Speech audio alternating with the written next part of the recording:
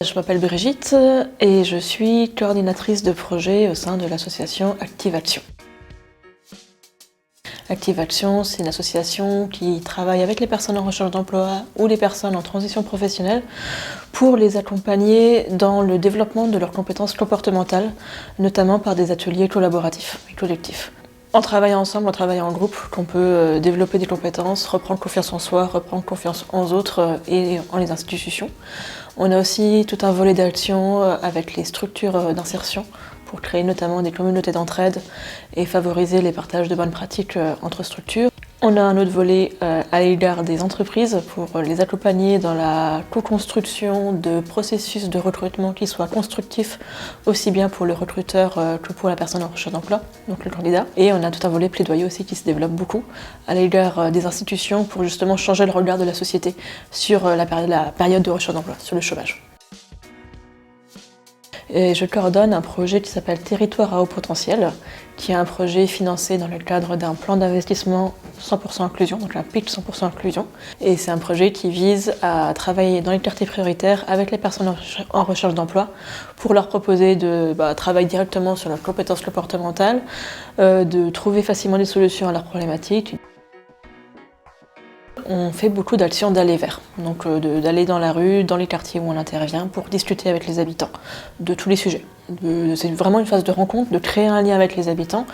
On essaie justement de creuser les questions de besoins liés à l'accès à l'emploi de ces habitants. Des personnes qui n'ont pas forcément les solutions pour ces besoins. Et nous, sur le terrain, quand on est, on ne pense pas forcément non plus aux solutions qu'on pourrait leur proposer sur le moment. Du coup, on aimerait pouvoir créer une solution digitale qui nous permette sur le moment T déjà de recenser les besoins dans les quartiers qui nous sont remontés sur le moment. Ensuite, de pouvoir adresser des solutions à ces besoins en fonction de ce qui est déjà existant.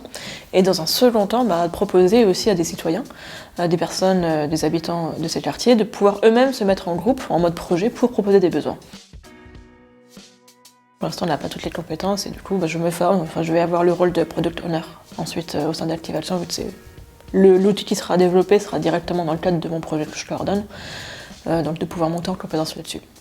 Je n'ai pas encore dit que pour moi c'était totalement nouveau. Mon poste actuellement n'était pas du tout lié au tech et je découvre beaucoup de choses. Je veux vraiment avoir une meilleure compréhension de tous ces enjeux. Alors dans mon quotidien, en termes de coordination de projet, je pense qu'il y a des méthodologies, notamment d'ateliers que je pourrais réutiliser ou voir comment aussi mettre en œuvre nos méthodologies d'atelier dans cet accompagnement pour pouvoir vraiment faire coïncider les deux.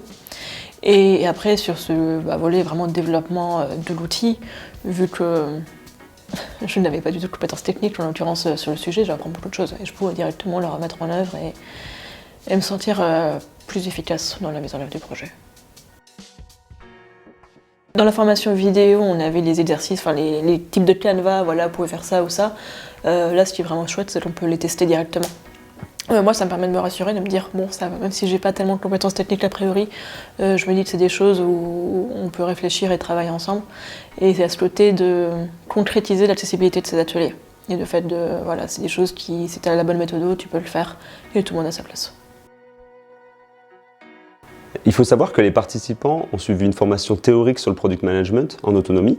Et du coup, cette journée, c'est l'occasion de passer à la pratique. Donc pendant toute cette journée, on a une problématique métier qui sera le fil conducteur pour tous nos ateliers, de la phase de discovery à la delivery. Au final, nos participants font une dizaine d'ateliers pratiques pour fixer la connaissance produit. Ils pourront plus facilement y repenser pour pouvoir appliquer certaines méthodes dans leur projet. Alors tout d'abord, j'ai voulu être formateur pour me challenger, parce que c'est un exercice que je trouve pas évident, mais aussi pour transmettre. En fait, ça fait 3 ans maintenant que je suis chez Upvisory et j'aime bien exposer la théorie de manière très pratique, grâce notamment à mes expériences chez Upvisory.